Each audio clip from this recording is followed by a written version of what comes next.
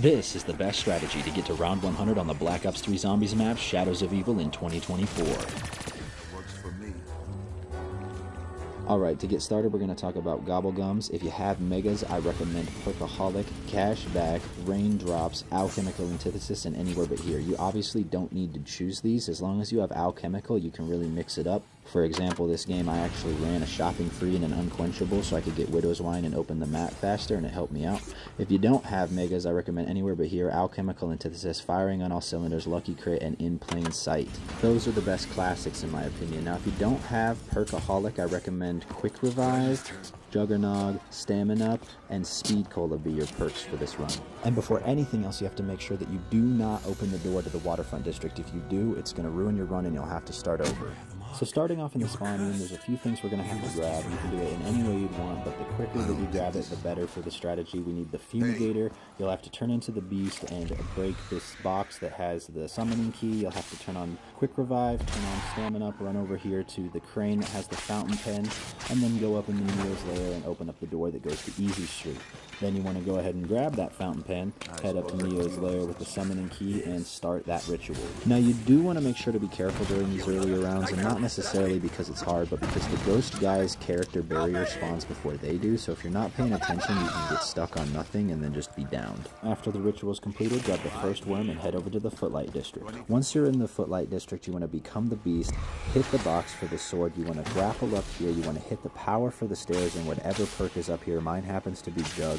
Then you want to jump across this little gap and hit the toupee. Now I know that you can do some crazy stuff and get on the roof and then see the symbol, but you only have a set amount of beast modes, and the quicker that you get this setup done, the better off you are for round 100. Then you want to grab the toupee off the ground, head over and start the ceremony. Now this room is a lot easier to do the ritual in than the first one, just because there is a little bit more space. The only problem that you'll have is that a margua is going to spawn since it's your second ritual, but if you're on round 2 like me, you'll just kill him instantly. Now grab the second worm and use the margua money to open up the Canal District. Once you're in the Canal District, you want to become the Beast, hit the box for the sword, jump over this little railing down into the canal, electrocute the power box, and then run over to the rift door and the badge.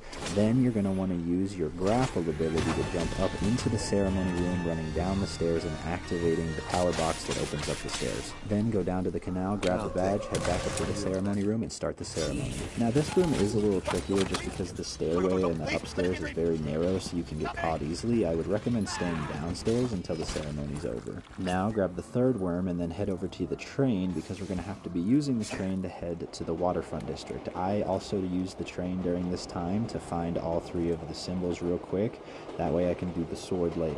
Once you're in the Waterfront District, you want to become the Beast, go down to the ceremony room, hit the ceremony door, come back up so you can grapple and grab the championship belt. Then you want to open the rift door. Then you want to grapple up here and power on whatever perk this is, and then hit the box for the sword. Post-editing me, you want to make sure when you grapple up there to get the perk and the sword box that you do not open that door to the stairs. It will ruin your run. Then you want to make your way over, grab the championship belt, run down to the ritual room, and start the last ritual. Now, this last ritual room is pretty easy when it comes to the actual zombies. The only issue is going to be, again, that a margua is going to spawn, as this is your last ritual. After the ritual is complete, you want to grab the final gate worm, head to the rift room, and then go down underneath the spawn area where the ceremony door is. If you stand next to it, it should just open up. Then you want to place all 4 of the worms in each individual pedestals, and then place the summoning key on the pedestal to start the ceremony. So the Pack-a-Punch room is easily the easiest of all of the ceremonies, in my opinion, to get done. It goes by pretty fast, and there's a lot of room to run around. Your service to the overlords is appreciated. So now that that is over, you want to run over to Beast mode, open up the last sword box, and then get your sword A, because the faster and the quicker that you get this setup done, the better off you're going to be for round 100. After you open up that, you want to run over and get Widow's Wine, and then also run up the stairs so you can open up the top door. So you immediately want to grab your egg and put it in the apothicon servant statue, and then kill a decent amount of zombies. I want to say probably somewhere between 20 to 25, and it goes up in between each statue that you go to. There's 4 statues around the map, the ones that I showed you to break while you were in beast mode. It's not too difficult to get them. The only problem is you can only do once per round, so it's going to take a minimum of 4 rounds to complete the first step, and then it takes 1 per round to complete the upgrade step as well. So this is going to definitely be the longest part of your setup when it comes to getting the actual strategy done. So as you saw right there, I grabbed the last piece of the shield. Now there is a piece of the shield in this room and then also up on the catwalks of the other 2 districts, but if you're not too sure how to get your shield or your civil protector, just go ahead and look up a YouTube video on it. There's other really good YouTubers who have tutorials. Then we're going to want to build the shield in the waterfront district where we'll be running the strategy, and then go and grab our sword. Then we're going to want to go to wherever our character originates, mine's the boxing gym, and grab the egg and start the upgrade process for the sword. Now, like I said before, the sooner you start this process, the easier it's going to be because there's less zombies, the margua is weaker, and you have to take a round per step. So as you see, I started on round 8, now it's round 9 with 2 marguas. Once I kill these ones, I'll have to wait till round 10 to get to the other 2 marguas, and then I will have to get to round 11 to get to the other 2 marguas. So you do want to be careful when you're running around here because zombies can show up, and if you're really only paying attention to marguas, they will get you. I mean, they really can. I messed up right here because I had a bug round in between, so I accidentally killed this last margua when it became round 11, so I had to wait all the way until round 12 to complete it, but I ran around, ended up getting a margua tentacle out of here, and I ended up getting little arnies out of the box. Then I ran over and finished the final step to upgrading the sword, which is just to kill these last 2 marguas. And to have the sword upgraded on round 12, I mean, that's a pretty good setup. I mean, if you're doing that on round 12, you're probably doing pretty good. Run back to wherever you got the egg and get your reborn sword.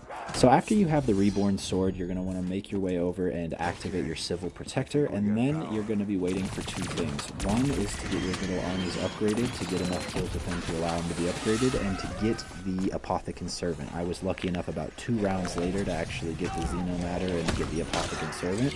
And then it took me about 9 rounds to get a couple of max ammos and actually get enough kills that I could get the hat and the scepter and the bow tie.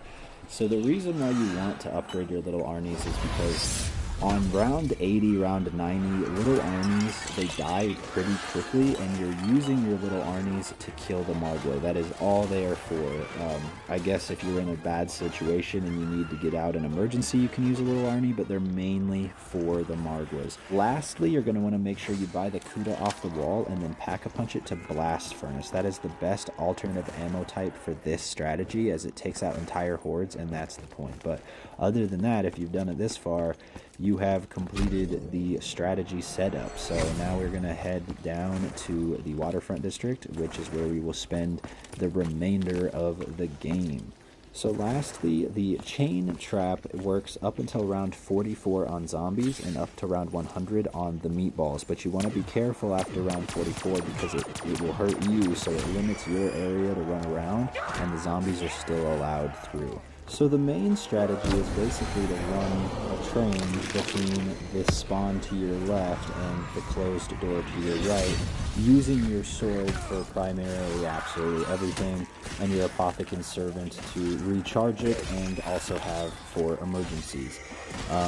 In the lower rounds, you know, pre-round 60, here I am on round 55, it's kind of hard to develop a train, but as you get to the higher rounds and they all have the same running speed, it is pretty easy to cut a gap, and then you'll have a whole train within, you know, 2 rotations, even in that small of an area. So of course the biggest obstacle on this run is going to be the margua. I got kind of lucky here and the margua spawned on the same round as a bug round, so I ended up throwing this little arnie there just because it was a bug round, so I was just going to waste it because he didn't max ammo anyway. But then he showed up, so he's going to destroy that one, and then I'm going to end up throwing a little arnie over in this corner on the other side of the canoe. That is exactly where you want to throw your little arnies on every single round. Call in the civil protector and it'll one-shot him.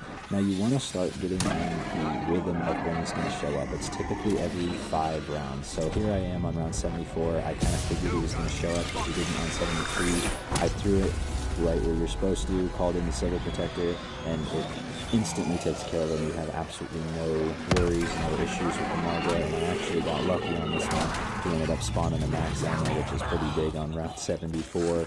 Another thing you want to make sure you're doing is hitting the Gobblegums for the free Gobblegum every round, just to recycle the machine to get your alchemicals as much as possible, because ammo in the high rounds does get very scarce.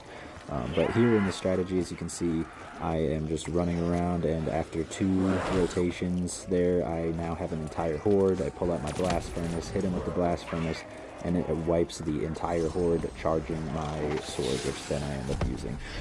Like I said before, your sword is going to be literally everything on this strategy. It kills everything, the meatballs, the flying bugs, it does it all, and all you have to do is basically run in a circle and pray to God you don't get trapped or hit by meatballs. They're pretty much the biggest annoyance. So if you do want to run the chain, if you're good at running trains and you don't think you're going to get trapped, you can do the chain trap, and it will take out the meatballs all the way up. You won't have to deal with them because they won't spawn on that side of the barrier, so that every single one of them will get hit by the chain trap. So if you are going to run the chain strategy, I would recommend always having your apothicon servant out. There are a lot of things in the high rounds that'll just stop you dead in your tracks, and you'll be down within a half a second with literally no ability to even react. So if you have your apothicon servant out, it can definitely be a lifesaver.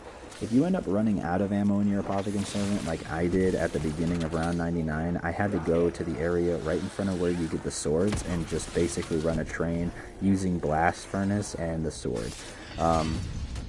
I didn't have any more cashbacks or anything like that, and I couldn't end up getting an alchemical out of the Gobblegum machine. And at round 99, your first Gobblegum is free, and the second Gobblegum is $500,000. So if you really do need Gobblegums between round 90 and 99, your pretty much option is 1 per round, or you're going to run out of money pretty much instantly. So you do want to make sure that you conserve your ammo as much as possible. That's why I said that we should definitely be using blast furnace. But if you follow this strategy, then you should be making it to round 100. Yeah, we did it. I made it. Round 100. Shadows of Evil. It's done. I don't have to play Shadows of Evil anymore.